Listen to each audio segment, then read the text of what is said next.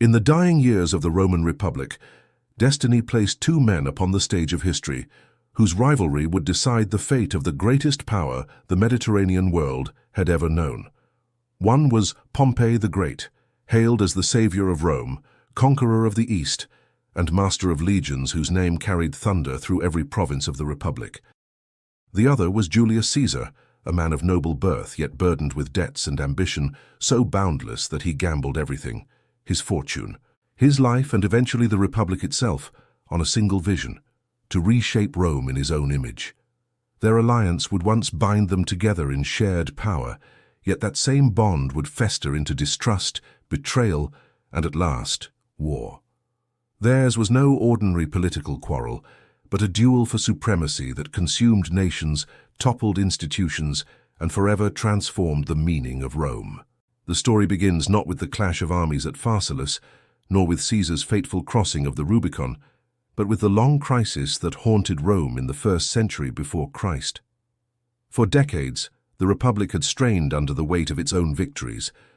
Conquest had brought wealth beyond imagination, yet also inequality, corruption, and civil war.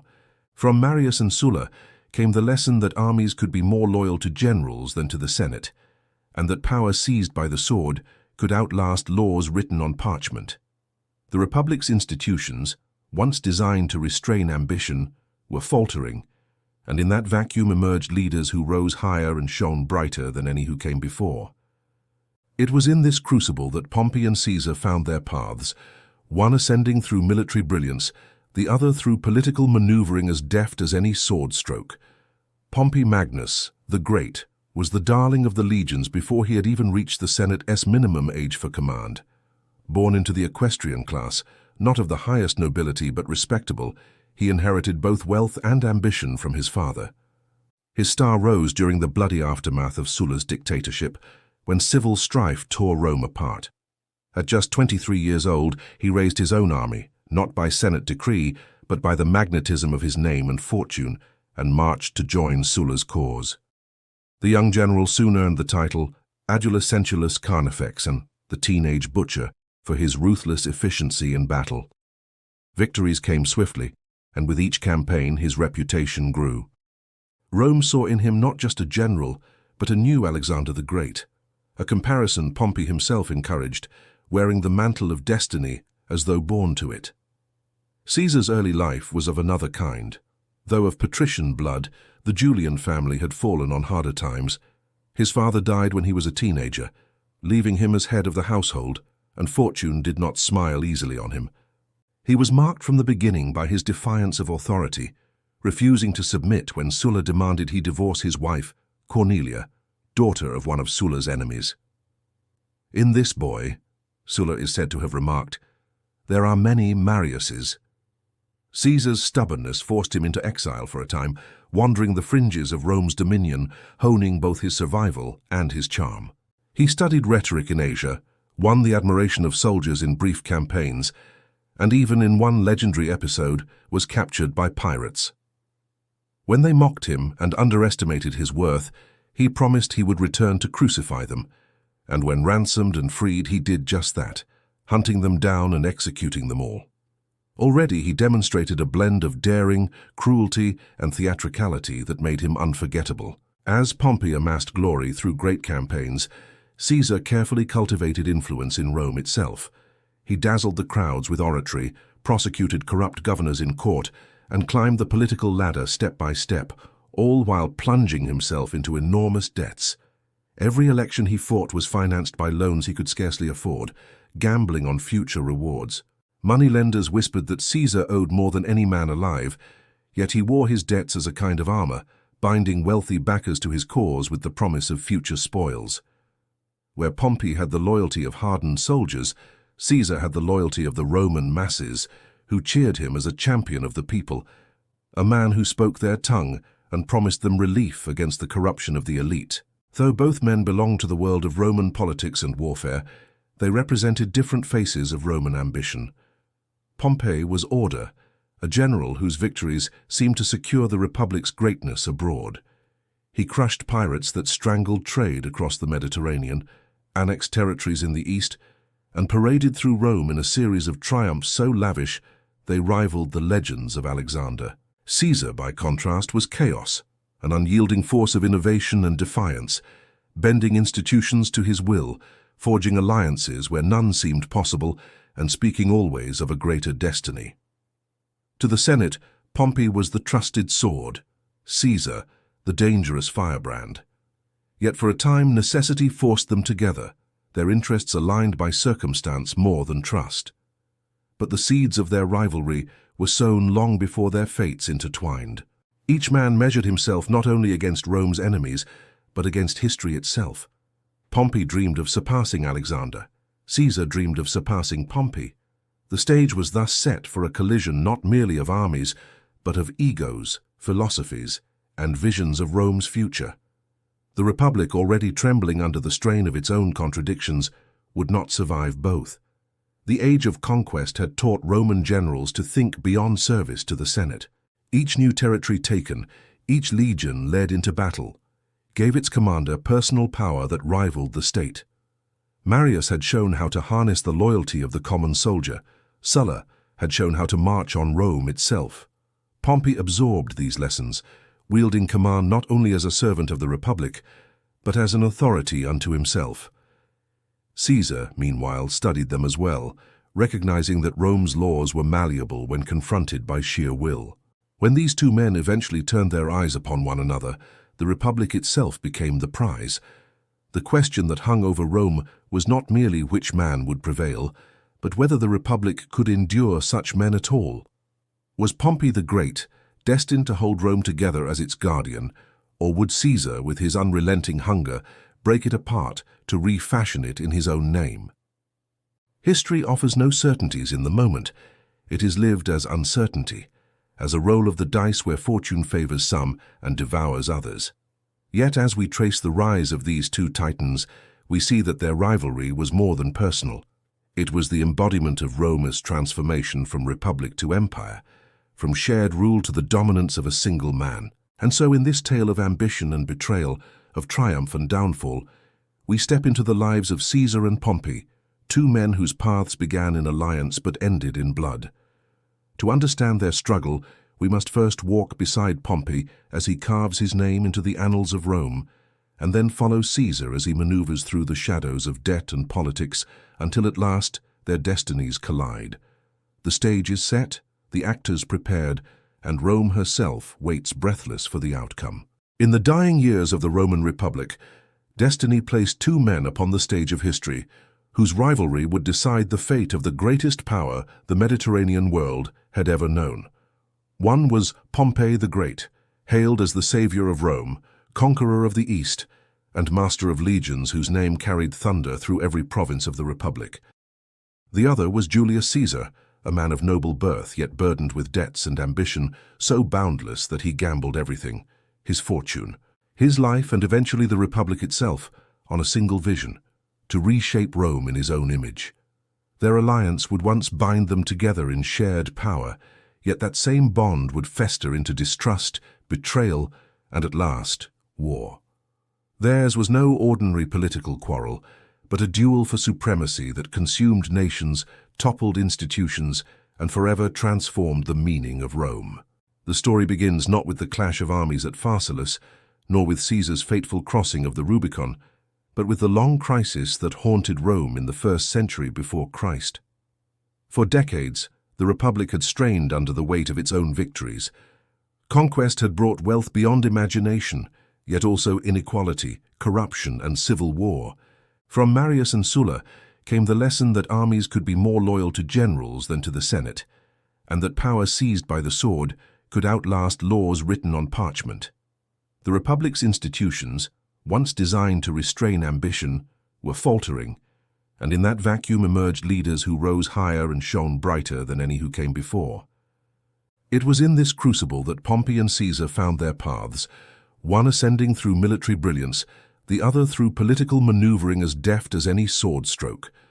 Pompey Magnus, the Great, was the darling of the legions before he had even reached the Senate's minimum age for command. Born into the equestrian class, not of the highest nobility but respectable, he inherited both wealth and ambition from his father. His star rose during the bloody aftermath of Sulla's dictatorship, when civil strife tore Rome apart.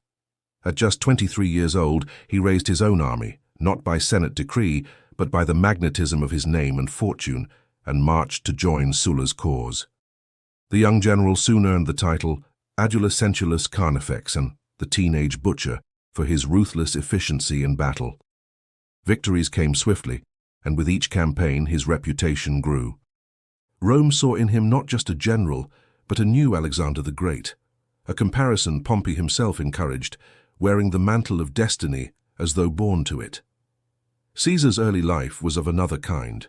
Though of patrician blood, the Julian family had fallen on harder times.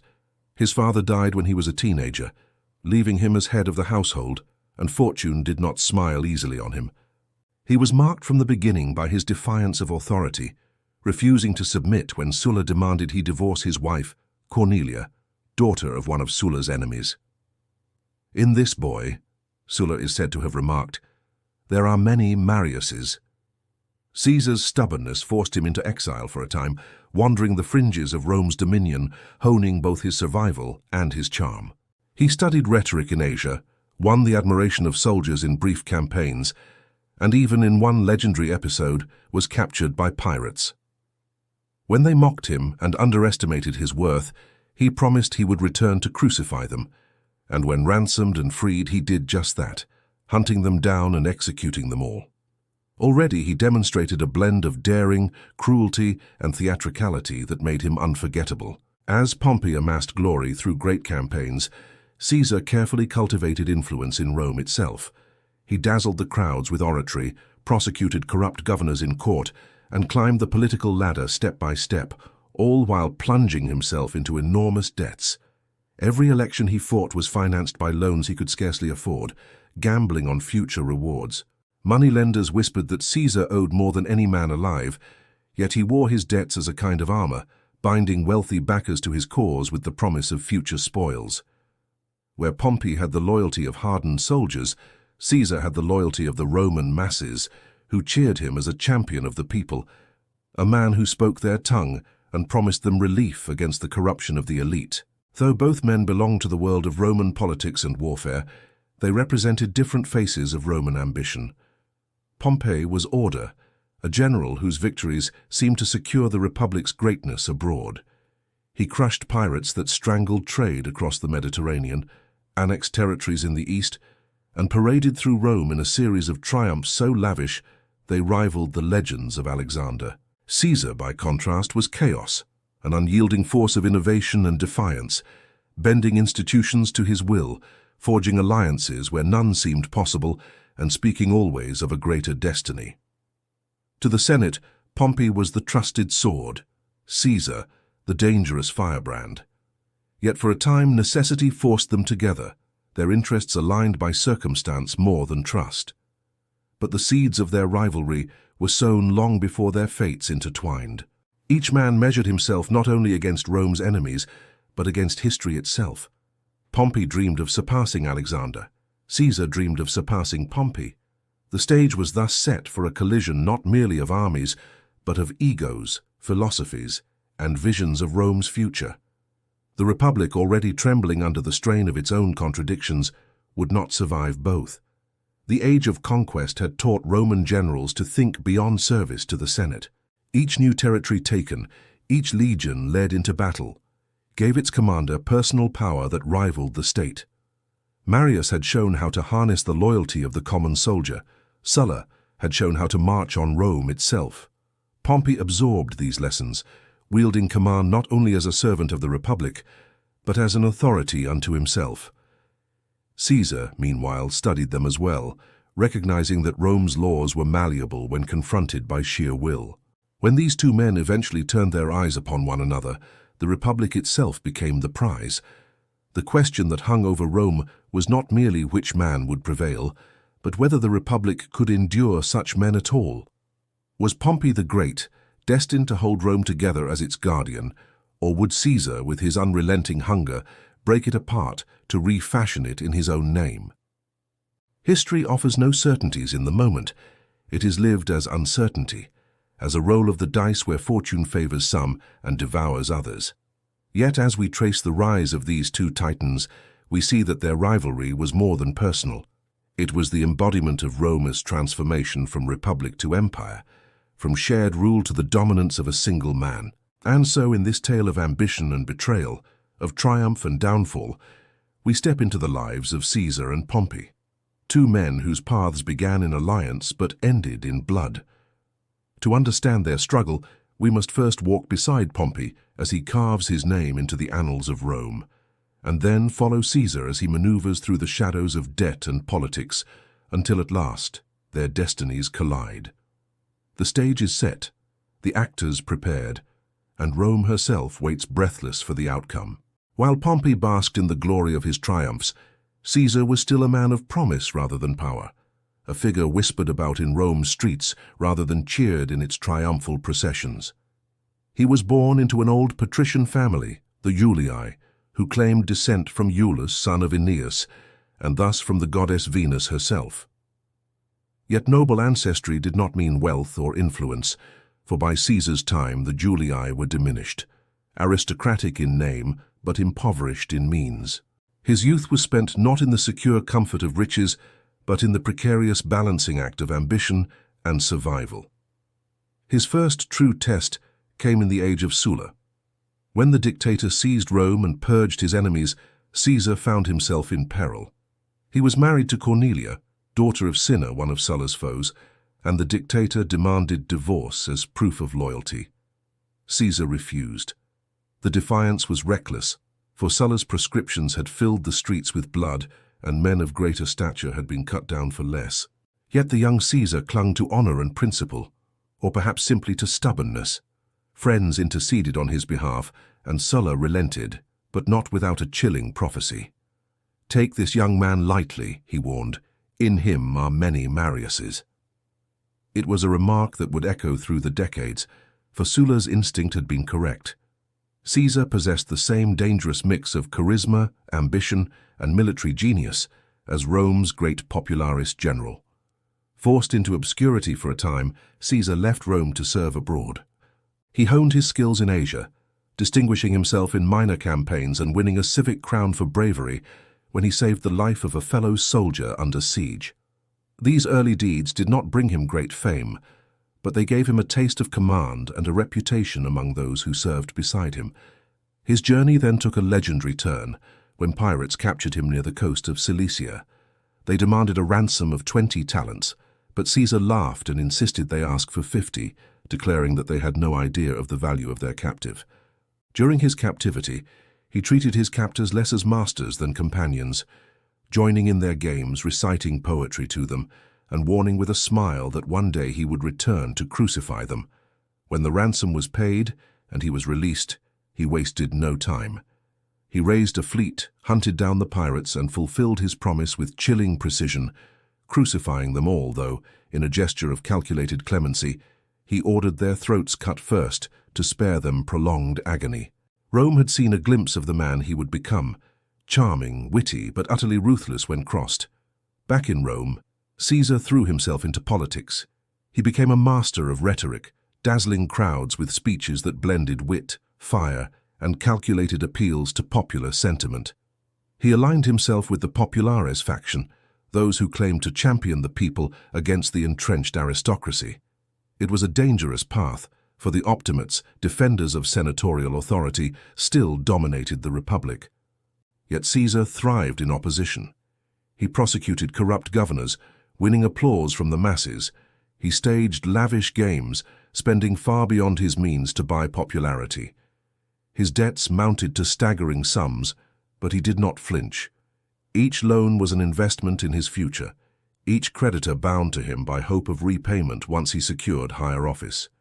In 69 BCE, while serving as quaestor in Spain, Caesar stood at the tomb of Alexander the Great. He was 31, the same age at which Alexander had conquered the known world. The contrast gnawed at him. He wept openly, lamenting that while Alexander had achieved immortality, he had accomplished nothing of lasting renown. It was not a moment of despair, but of resolution. From that day forward, Caesar's ambition burned hotter than ever. His rise through the cursus honorum, the ladder of Roman political office, was rapid and daring. He became aedile, staging games of such splendor that Rome buzzed with excitement. He filled the forum with gladiators, adorned public spaces with lavish decorations, and bankrupted himself in the process. His creditors groaned, but the people adored him. He then won election as Pontifex Maximus, chief priest of Rome, not by piety, but by bribery and cunning. He was younger than most who held the office, and his victory shocked the establishment, yet Caesar was unconcerned. "It is a greater thing to be the first man in Rome," he declared, "than the second in any other city." Caesar's gift was his ability to weave alliances. He knew that in Rome, power did not lie solely in the Senate's decrees, but in the ability to bind men together through mutual interest. He cultivated friendships with Crassus, the wealthiest man in Rome, whose fortune he desperately needed, and courted Pompey, whose veterans still clamored for land and recognition. Though Pompey was the greatest general of the age, his political isolation made him vulnerable. Caesar saw opportunity where others saw only rivalry. By the late 60s and early 50s BCE, Caesar maneuvered into the consulship, a position from which he could at last transform popularity into power. Yet his debts were now astronomical, threatening to drag him into ruin if he failed. His enemies mocked him as a reckless gambler, drowning in obligations. But Caesar understood something fundamental about Roman politics. Debt was not a chain if one held power. It was leverage. Creditors would wait, for they had no choice. He once told them, when they pressed him for repayment, "You will be repaid when I am able, if I live. If I die, you will lose all." To bet against Caesar was to risk losing everything. His consulship in 59 BCE was one of the most controversial in memory. He passed laws granting land to Pompey's veterans, securing the general's gratitude, and confirmed Pompey's eastern settlements, which the Senate had resisted. He also ensured financial advantages for Crassus and supported measures that won him further favor with the people. His opponents, led by Cato the Younger, tried to obstruct him, but Caesar met their defiance with brazenness. When senators refused to debate, he bypassed them and appealed directly to the assemblies. He was accused of trampling tradition, but he achieved his aims. The Republic's institutions bent beneath his will. To cement his alliance with Pompey and Crassus, Caesar orchestrated a political pact known as the First Triumvirate. Though informal, it was immensely powerful. Pompey supplied military prestige, Crassus supplied wealth, and Caesar supplied political brilliance. To bind it further, Caesar gave his daughter Julia in marriage to Pompey, a union that for a time softened their rivalry and turned them into family. Together, the three men dominated Roman politics, pushing through measures that none could have achieved alone.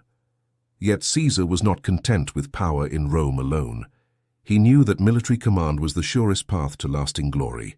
Through his consulship, he secured the governorship of Cisalpine Gaul and Illyricum, and soon after Transalpine Gaul was added. What seemed at first a modest assignment became the foundation of his legend. For nearly a decade, Caesar waged war in Gaul, expanding Rome's dominion to the English Channel, crossing into Britain and defeating tribes that had never before felt Rome's legions. His commentaries on the Gallic War spread his fame throughout Rome, portraying him as a general of unmatched brilliance. His debts were erased, his coffers overflowed, and his legions adored him with loyalty deeper than law. By the time Caesar stood triumphant in Gaul, he was no longer the young debtor clawing for recognition. He was Rome's most dangerous man, a general whose power rivaled Pompey's and whose ambition knew no bounds. The alliance that had once bound them was beginning to strain under the weight of their rival glories. Pompey, once unchallenged as Rome's greatest commander, now found his laurels eclipsed by Caesar's new conquests. And as Julia, Caesar's beloved daughter and Pompey's wife, died in childbirth, the personal bond that had held them together was severed. Rome, ever restless, braced for a storm. Two titans stood astride the Republic, each with legions at their back and destiny in their eyes. For a time they had shared power, but the Republic was too small for both. For nearly a decade, Caesar remained in Gaul, waging war with a ferocity and brilliance that astonished Rome. His dispatches told of vast battles, tribes crushed, alliances forged and broken, and even forays into the mysterious lands of Britain. Each victory brought him not only wealth and slaves, but renown so carefully polished that it gleamed brighter than reality. His commentaries, composed in lucid prose, circulated widely in Rome, read not just by senators but by ordinary citizens. They portrayed him as the tireless defender of Rome, fighting to secure its borders against barbarian threat.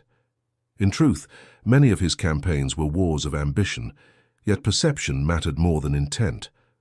By the time Gaul lay subdued, Caesar had transformed himself into a conqueror whose name inspired awe and fear.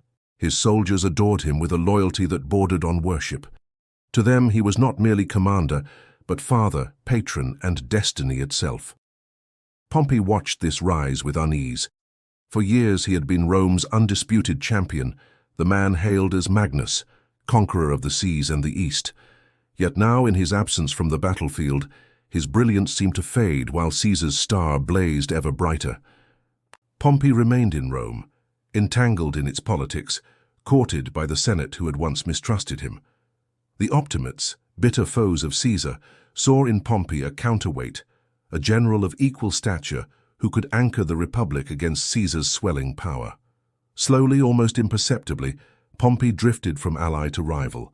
The death of Julia in 54 BCE hastened this estrangement. Caesar's daughter, Pompey's wife, had been the living bond between them, tempering suspicion with affection. Her death in childbirth not only robbed both men of a cherished family member, but also severed the thread of kinship that had softened their rivalry. With Julia gone, there was nothing to restrain ambition, nothing to humanize their political calculations. The alliance that had once bound them, the first triumvirate, was already fraying, and with this loss it began to unravel. The other pillar of that triumvirate was soon removed as well. Crassus, wealthiest of Romans, ever hungry for military glory to match his fortune, embarked on a campaign against the Parthians. In 53 BCE, at the Battle of Carrhae, disaster struck. Crassus was defeated, his legions annihilated by Parthian cavalry, and he himself slain. Some said molten gold was poured down his throat in cruel mockery of his greed. With his death, the balance was broken. Where once 3 men had ruled, now only 2 remained, each too powerful to bow to the other. The Republic, fragile and strained, could not contain them both. Caesar's victories in Gaul gave him not only prestige, but legions utterly devoted to his cause. Yet his command was nearing its legal end. According to Roman law, he would be required to disband his army before seeking re-election to higher office. To do so, however, would expose him to his enemies in the Senate, who were eager to prosecute him for abuses of power during his consulship. Caesar knew that laying down command meant political death, perhaps exile, perhaps worse. He could not return to Rome as a private citizen. He must return either as consul or as criminal.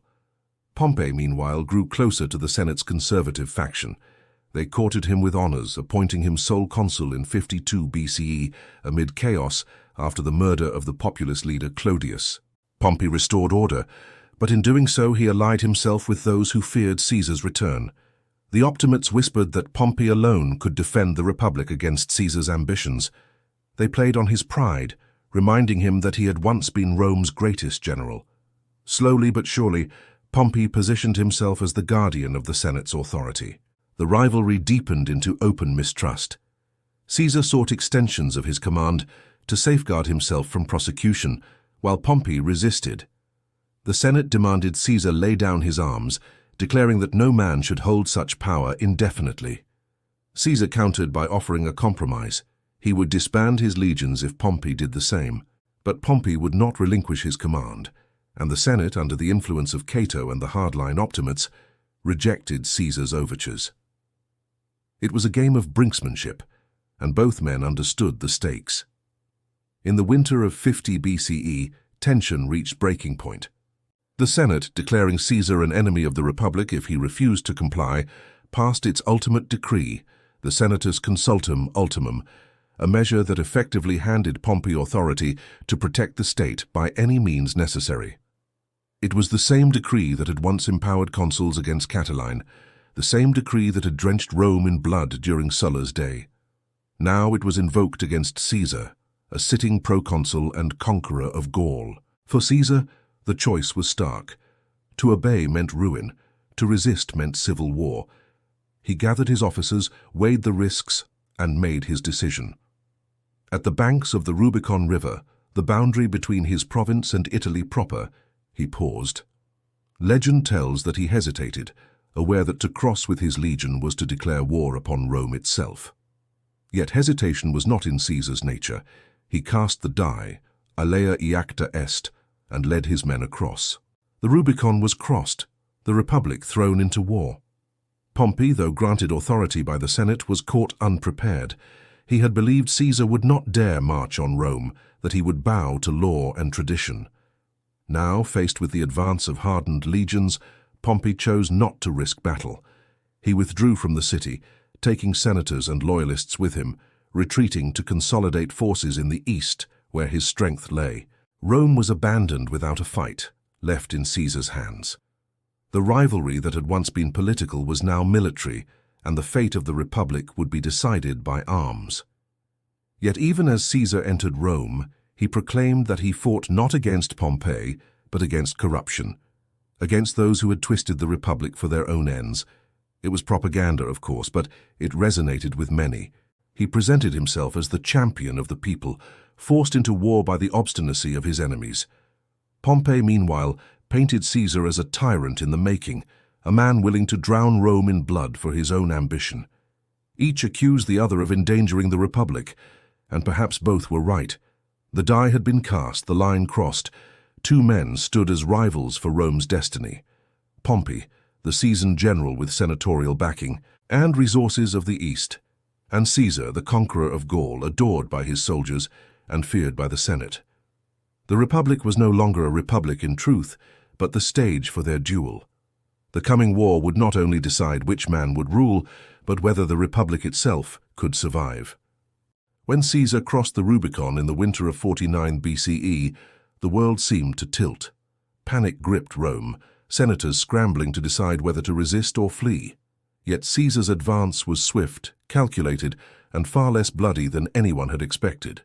Town after town opened its gates, some out of loyalty, others out of fear, and some out of sheer pragmatism. His reputation had preceded him, the conqueror of Gaul, master of hardened legions, a commander who had never lost a campaign. Against such a figure, resistance without preparation seemed folly. Pompey and the Senate fled southward, gathering what troops they could, but even in retreat, Pompey believed he held the advantage. He still commanded vast resources. His legions in the east, veterans of past conquests, would form a bulwark. The wealthy provinces of Asia, Greece, and Egypt leaned toward him, and the Senate's treasury had traveled with him. He told his allies that all he had to do was stamp his foot, and whole armies would rise. Perhaps he believed it. Perhaps he needed to believe it. But Caesar moved with astonishing speed. Within mere months he swept down the Italian peninsula, meeting little resistance. In Corfinium, a stronghold held by Pompeian commanders, Caesar surrounded the defenders. When they surrendered, he did something extraordinary. He spared them. The officers were released, even allowed to keep their property. This act of clemency was not born of mercy alone. It was strategy. Caesar wanted to project himself as magnanimous, as the protector of Romans, not their destroyer. While Pompey threatened severity, Caesar offered forgiveness. In the brutal logic of civil war, such gestures could sway hearts and minds more effectively than terror. By spring, Italy lay in Caesar's grasp, and Pompey had retreated across the Adriatic to Greece. The Senate accompanied him, transforming his camp into a government in exile. From there, Pompey could draw upon the full wealth of the East and raise armies in numbers Caesar could not match. For the moment, however, Caesar controlled the heart of Rome. He entered the city cautiously, presenting himself as restorer of order rather than conqueror. Yet his next challenge loomed: Pompey's legions in Spain. If he left them unchallenged, they could march into Italy from the west, while Pompey returned with reinforcements from the east. Caesar needed to act decisively, and so he turned his gaze westward. The Spanish campaign was a masterclass in maneuver. Pompey himself was absent, but his lieutenants commanded significant forces. Caesar's march through the Pyrenees was rapid, his logistics ingenious, his movements unpredictable. In a series of feints and encirclements, he outmaneuvered his enemies again and again. At Ilerda, he faced a strong Pompeian force entrenched on high ground. The battle teetered on disaster when Caesar's supply lines were cut. His men nearly starved, and flooding threatened to trap his army. Yet his discipline and adaptability carried the day. In the end, his foes capitulated, astonished not only by his tactical brilliance, but by his clemency. As in Italy, he pardoned defeated enemies, incorporating some into his own ranks, sending others home in peace. By late 49 BCE, Caesar had secured Spain and returned eastward. Meanwhile, Pompey had not been idle. From his base in Greece, he gathered a massive host, 9 legions of Roman veterans, allied contingents from the east, cavalry from Thrace, Thessaly, and beyond. His fleet dominated the Adriatic, cutting Caesar off from a swift crossing. The balance of power seemed firmly in his favor. Caesar, however, thrived when odds appeared hopeless. Back in Rome, he took the office of dictator, an ancient title meant for emergencies, but only for 11 days. He used it not to crown himself with permanent authority, but to pass measures that stabilized the city, and crucially to secure his election as consul. Once again, he cloaked ambition in legality, presenting his actions as the defense of Rome rather than a seizure of power. The symbolism mattered. To his enemies, he remained a usurper, but to many citizens, he seemed the man who restored order where others had sown chaos. With Italy and Spain secure, Caesar prepared to cross into Greece to confront Pompey directly. Yet the crossing itself was perilous. Pompey's fleet patrolled the Adriatic with overwhelming strength, and Caesar's navy was meager by comparison. Still, in the bitter winter of 48 BCE, he attempted the passage. With a daring gamble, he set sail with only a fraction of his army, slipping past Pompey's patrols under cover of darkness. When dawn revealed the blunder, that he had landed far from his intended port with his forces divided, he improvised. His men, ragged from the crossing, cheered him nonetheless. They trusted that fortune, which had carried him through Gaul, would not desert him now. Caesar was stranded in hostile territory, with Pompey's main army nearby and his own reinforcements still trapped across the sea. Yet even in this precarious position, he displayed the cool audacity that defined his career. He established camp, fortified his position, and sent urgent messages to Marcus Antonius, his trusted lieutenant, to bring the rest of the legions across at any cost. For weeks the fate of the war hung in the balance, Caesar clinging to survival on foreign soil, Pompey hesitating to strike the final blow. When at last Antony succeeded in crossing, Caesar's strength was restored. His men, reunited and reinforced, were ready to march. The stage was set for a confrontation that would decide not merely the rivalry of 2 men, but the destiny of Rome itself. Pompey's host outnumbered Caesar's, his cavalry far superior, his resources vast. But Caesar had the loyalty of veterans forged in a decade of relentless conquest, soldiers who would follow him to the ends of the earth. The duel that had been building for years, the rivalry born in alliance, deepened in suspicion, sharpened by death and ambition, was now inevitable. In the plains of Greece, beneath the looming shadow of Pharsalus, the armies of Caesar and Pompey would meet at last. In the summer of 48 BCE, the plains of Thessaly became the stage for a duel that the entire Mediterranean world had been waiting for. Pompey the Great, once hailed as the teenage butcher for his early triumphs, stood at the head of an army that seemed invincible. 9 legions of seasoned Roman infantry, bolstered by a glittering host of cavalry from the east, allied contingents from Thrace, Syria, and Crete, archers, slingers, and the wealth of the eastern provinces, all gathered beneath his command. His camp bustled with senators, ex-consuls, and noblemen who had abandoned Rome to follow him, believing he carried the Republic's last hope. To them, victory was assured. Caesar, by contrast, commanded far fewer men, 7 understrength legions, weary from years of campaigning and the perilous crossing of the Adriatic. His cavalry was weak, his supplies stretched thin, his numbers dwarfed by Pompey's superiority. Yet his army carried something Pompey's lacked: the unshakable loyalty of veterans hardened by Gaul, men who had bled with Caesar at Alesia, Gergovia, and the Sabines. They trusted in their commander's genius, his ability to snatch triumph from impossible odds. In Caesar's camp, the soldiers sang songs mocking Pompey, boasting that their general would lead them to glory once more. The tension between the two rivals was not merely military, but deeply personal. Pompey had once been Caesar's ally, his son-in-law the pillar of the triumvirate. Now he was the standard-bearer of the Senate, convinced he was defending the Republic against tyranny. Caesar saw in Pompey a man corrupted by ambition, a rival who had betrayed their bond and sided with the oligarchs who feared reform. Each cast himself as the savior of Rome. Each saw the other as the destroyer of liberty. The camps themselves reflected this contrast. In Pompey's tent, senators argued endlessly about honor and precedent, about how the spoils of victory would be divided, about who would be restored to magistracies once Caesar was crushed. They pressured Pompey to fight, mocking him as hesitant, accusing him of cowardice if he delayed. Many had never commanded troops in battle, yet they urged rashness, believing their noble birth gave them authority. Pompey, cautious by nature, would have preferred to wear Caesar down with attrition, starving him of supplies and letting his superior numbers grind out the victory. But pride and politics are cruel masters.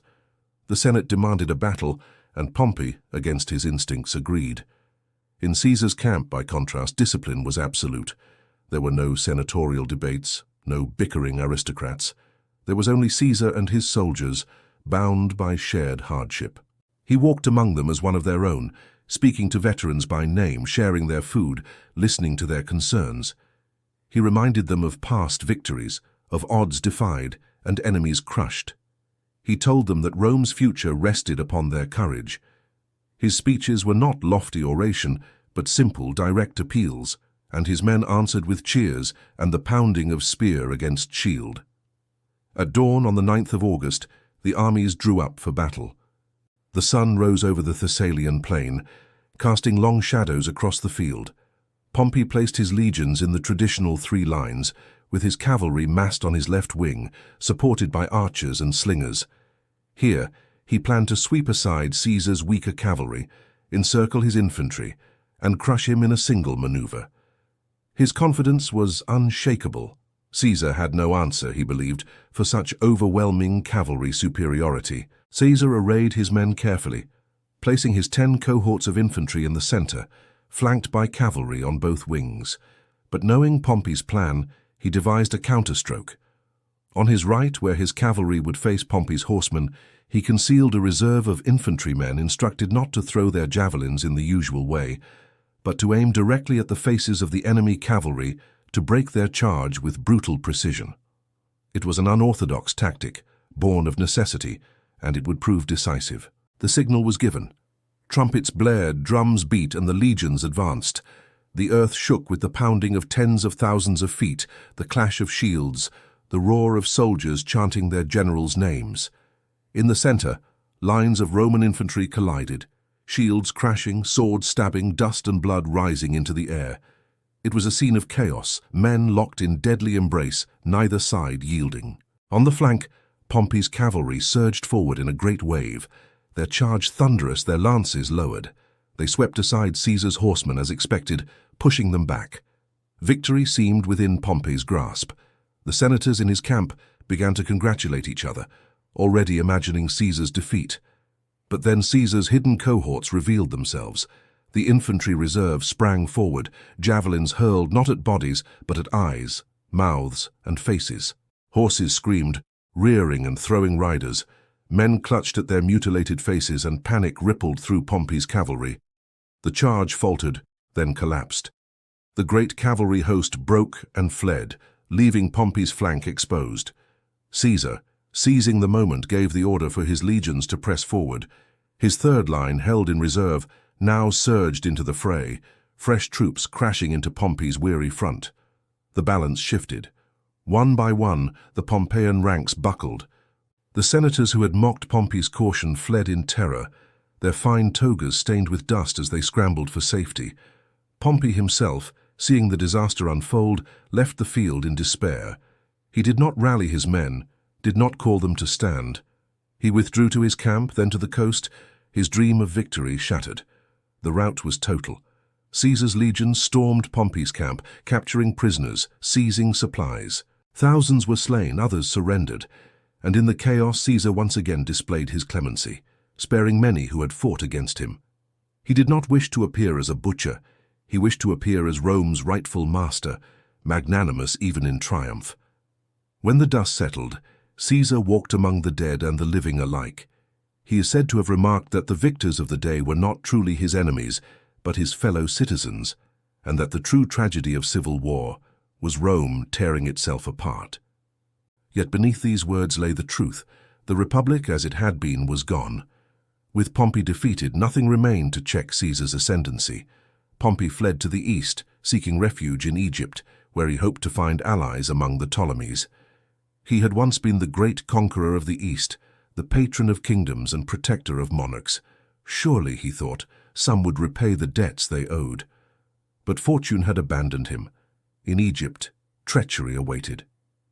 The young pharaoh, Ptolemy III, and his advisers feared offending Caesar more than they desired aiding Pompey. To prove their loyalty to the victor, they plotted an act of betrayal that would shock the ancient world. Pompey the Great, who had triumphed over Mithridates, crushed pirates, and marched in glory through 3 continents, was lured to shore under the pretense of safety. As he stepped from his boat, he was struck down by assassins, stabbed and beheaded before the eyes of his wife and son. His severed head was sent as a gift to Caesar, who upon receiving it turned away in disgust. For all their rivalry, for all the bitterness and blood, Pompey had been a great man, once his ally, once his son-in-law. Caesar wept, not only for the man, but for the age that had ended with him. After the horror of Pompey's murder, Caesar lingered in Egypt, and in doing so he stepped into yet another storm of intrigue. Alexandria was a city of dazzling wealth, a jewel of the Hellenistic world, but it was also riven by its own dynastic struggle. The boy king Ptolemy III and his sister Cleopatra vied for the throne, their courtiers scheming, their armies restless, the city itself a cauldron of violence and suspicion. When Caesar arrived, he was no longer merely the conqueror of Gaul or the victor at Pharsalus. He was the arbiter of the eastern Mediterranean, and the Ptolemaic siblings understood that whoever secured his favor would secure Egypt's throne. Cleopatra acted first. Legend, perhaps embellished by Caesar's admirers, claims that she was smuggled into his presence wrapped in a carpet, unrolled at his feet like a living gift. Whether true or not, it captures the essence of her audacity. She was young, intelligent, ambitious, and utterly captivating. Caesar, nearly 30 years her senior, was enchanted. In Cleopatra he saw more than beauty. He saw a ruler of extraordinary cunning, a partner who could stabilize Egypt and secure Rome's grain supply, and perhaps even someone who could share in his vision of power. Their alliance was sealed not just by politics, but by intimacy. Together they faced down Ptolemy III and his court, plunging Caesar into the Alexandrian War. For months he found himself besieged in the palace quarter of Alexandria, his legions fighting street by street, even setting fire to the great ships in the harbor flames that may have licked at the scrolls of the fabled library. It was a bitter irony. Caesar had pursued Pompey to Egypt, only to find himself trapped in a struggle for survival far from Rome. Yet once again his resourcefulness saved him. Reinforcements arrived, the young pharaoh was defeated and drowned in the Nile, and Cleopatra emerged as sole ruler, bound to Caesar by politics, by passion, and soon by a son. The death of Pompey had left a void. With his great rival gone, Caesar's supremacy seemed unshakable, yet his path to absolute power was not entirely secure. Pompey's allies still held provinces in Africa and Spain. His sons would continue the fight, and the Senate's old families, though humbled, had not forgotten their hatred. The war was not yet finished, though its central duel had ended in blood upon a foreign shore. Still, Caesar's mind must have turned often to Pompey in those days. What had undone the man who once bestrode the Republic like a colossus? Pompey had been loved by his soldiers, hailed as the greatest general of his generation, showered with triumphs, feared by kings. And yet, when confronted with Caesar, he faltered. Some say it was hesitation, an inability to act decisively when boldness was required. Others blame the Senate, whose endless bickering bound Pompey's hands and undermined his judgment. Caesar himself may have understood it differently, that Pompey, for all his greatness, had fought for preservation of the old order, while Caesar embraced the winds of change. In that sense, perhaps Pompey's fate was sealed before Pharsalus, not by tactics but by the currents of history itself. For Caesar, victory did not mean peace. The war against Pompey had transformed him, but it had also transformed Rome. The Republic's institutions had been revealed as fragile, unable to contain the ambitions of its most powerful men. The rivalry between Caesar and Pompey had not been just a personal struggle. It had been the climax of a century of civil wars stretching back to Marius and Sulla, each conflict more destructive than the last. The Senate had become a prize rather than a power. Armies no longer served the state, but the men who paid and inspired them. In defeating Pompey, Caesar had not saved the Republic. He had buried it. And yet he would not reign unchallenged. From the deserts of Africa, Pompey's allies rallied legions to fight again. From Hispania, Pompey's sons would rise in defiance, carrying their father's name like a banner of vengeance. Caesar would march on them too, never stopping, never resting, compelled by fate or ambition or necessity to fight until every rival was crushed. But in that moment, standing in Alexandria, Caesar must have felt both triumph and tragedy. He had conquered his greatest opponent, avenged his own cause, and stood at the pinnacle of power. And yet he had lost a man who had once been friend, ally, even family. The Republic lay in ruins, not restored, but remade in blood. The rivalry between Caesar and Pompey had been more than a clash of generals. It had been the death struggle of a political system that could no longer endure the weight of its own contradictions. From here, Caesar's story would carry him back to Rome, to Africa, to Spain, to ultimate dictatorship, and finally, to the Ides of March. But the rivalry with Pompey remained the defining crucible of his life. Without Pompey, there could be no Caesar the dictator, no Caesar the reformer, no Caesar the legend.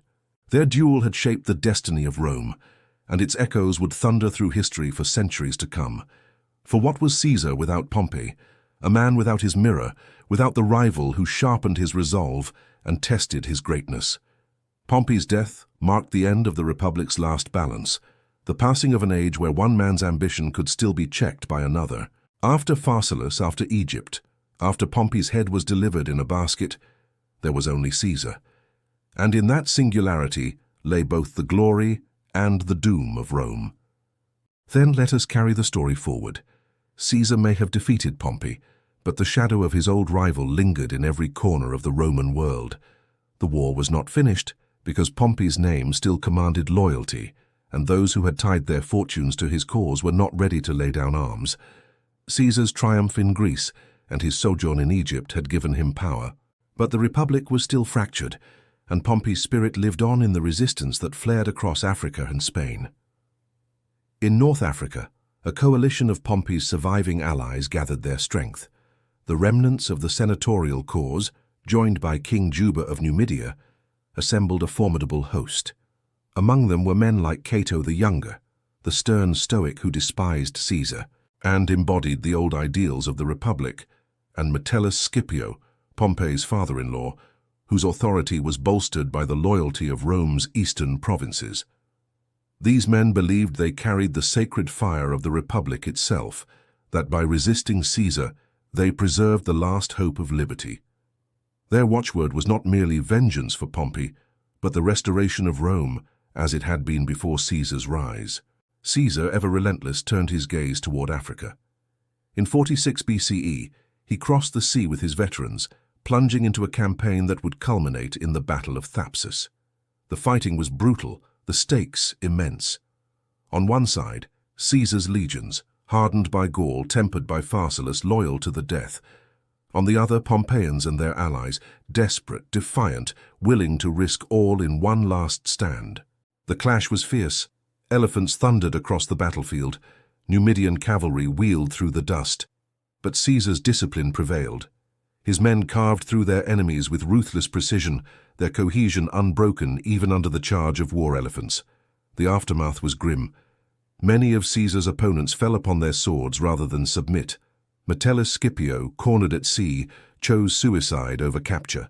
And Cato, the unbending Stoic, withdrew into Utica, where he calmly disemboweled himself, refusing to live under Caesar's rule.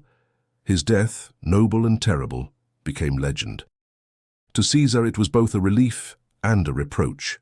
He reportedly mourned that Cato had denied him the chance to show clemency, but to the senatorial cause, Cato became a martyr, proof that the Republic had not died without resistance. Yet even after Thapsus, the embers of war smoldered.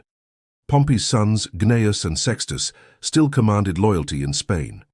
Young and untested compared to their father, they nevertheless rallied thousands to their cause, invoking the memory of Pompey the Great as their banner. For Caesar, the campaign in Hispania would prove one of his most perilous.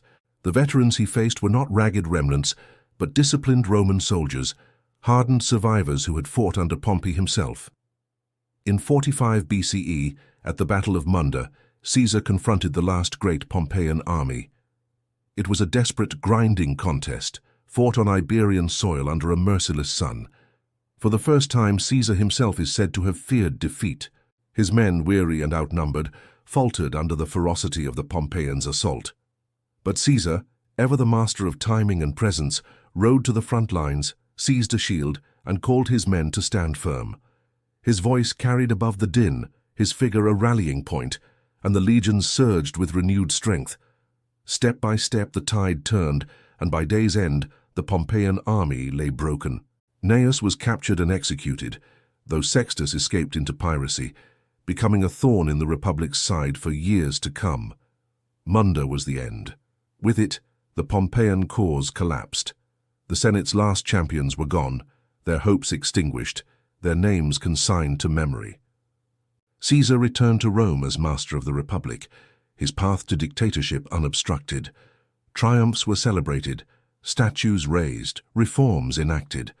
The Republic in form still existed, but in substance it was no more.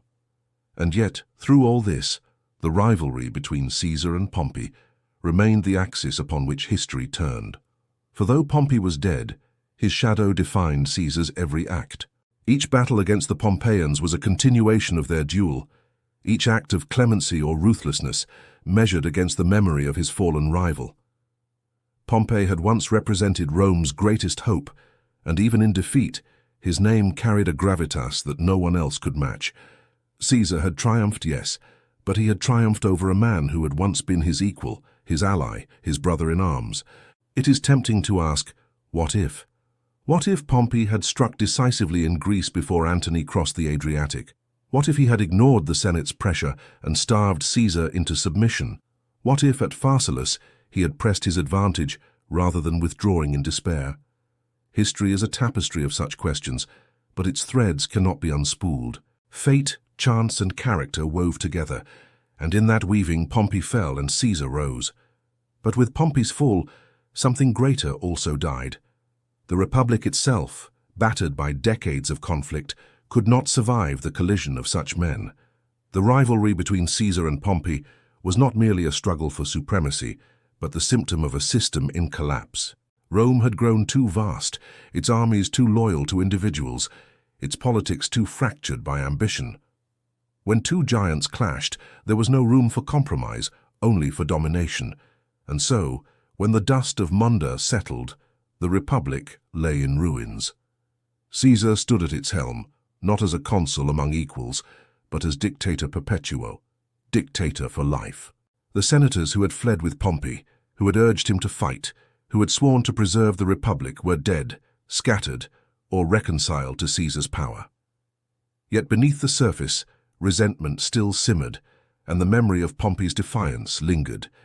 It was that memory, that yearning for the Republic that had been, that would inspire the daggers drawn on the Ides of March.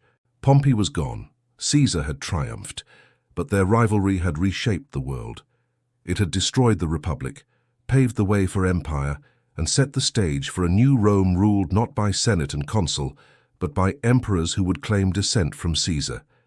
And in that transformation, Pompey, though defeated, remained immortal, for without him Caesar's destiny could not have been written.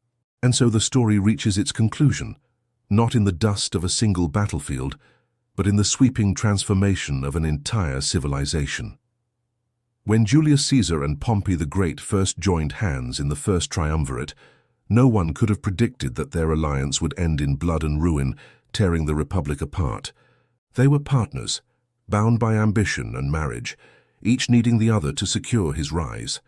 Yet Rome, as it had so often done, demanded more than partnership. It demanded supremacy. In a republic where glory was the highest currency, no two men of such towering stature could share the same stage forever. Their rivalry was born not simply of personal pride, but of Rome's own contradictions. The Republic exalted liberty, but rewarded domination. It celebrated law, but bent beneath the weight of power. Pompey embodied the traditional general, conquering for the Senate, earning honor through service while Caesar broke convention, pushing limits, courting the masses, bending laws until they shattered. One stood for the old order, the other for the new, and together they revealed that Rome could no longer sustain both. The wars that followed were not only struggles between armies, but contests of ideology, visions of what Rome should become. To Pompey and his senatorial allies, Rome was a republic of traditions, where no man should rise above the state. To Caesar and his legions, Rome was a prize for the bold, a realm in need of a single guiding hand. And though Caesar's vision triumphed, it did so at the cost of the republic itself. Pompey's death in Egypt was not only the end of a man, but the end of an era. He had once been the golden boy of Rome, a conqueror at 20, a commander of unmatched brilliance, the Senate's greatest general. Yet his caution, his inability to adapt to the audacity of Caesar, proved his undoing. Caesar, with his relentless daring, his refusal to accept defeat, his bond with his soldiers, became the architect of a new Rome. Fate, chance, and the choices of two men intersected, and the Republic was lost. And yet, in remembering this rivalry, we must not mistake victory for immortality. Caesar, for all his triumphs, met his end beneath the blades of men who still clung to Pompey's dream. On the Ides of March, when the conspirators struck, they did so not only in fear of Caesar's power, but in memory of a republic that Pompey had once sworn to defend. His ghost lingered in their minds, his legacy shaping their resolve. Caesar's fall was, in a sense, Pompey's final revenge. The consequences of their struggle echo far beyond their lifetimes. Caesar's heir, Octavian, would transform himself into Augustus, the first emperor of Rome. The Republic would never return, save in name. Rome would become an empire, its destiny altered forever. And at its foundation lay the rivalry of two men who once clasped hands as allies, only to become the deadliest of enemies. It is a story of friendship turned to enmity, of ambition that outgrew the bounds of law, of pride and fate colliding in a world too small for both. Pompey, the man who conquered the East, who cleared the seas of pirates, who once bestrode the Republic like a colossus, met his end alone, betrayed on foreign sands. Caesar, the daring general who crossed the Rubicon and defied the Senate, rose to absolute power, only to be cut down by his peers. Neither man could truly win, for in their struggle, Rome itself was broken. And so, we are left with the haunting truth. The rivalry of Caesar and Pompey was not merely personal, but civilizational. It was the clash that marked the death of the Republic and the birth of empire. Their legacies endure not only in the annals of history, but in the very shape of Western civilization. For in their struggle, Rome was remade, and the world along with it. And perhaps that is the greatest irony of all. Pompey fought to preserve the Republic and failed. Caesar fought to dominate it and succeeded, but his success destroyed him. What neither man could achieve in life, history itself accomplished. A Rome forever changed, its republic gone, its emperors eternal. And in that transformation, Caesar and Pompey remain forever entwined, rivals not only in their own age but in memory, each defined by the other, each immortal because of the other. Theirs was Rome's deadliest rivalry, and through it Rome itself was reborn.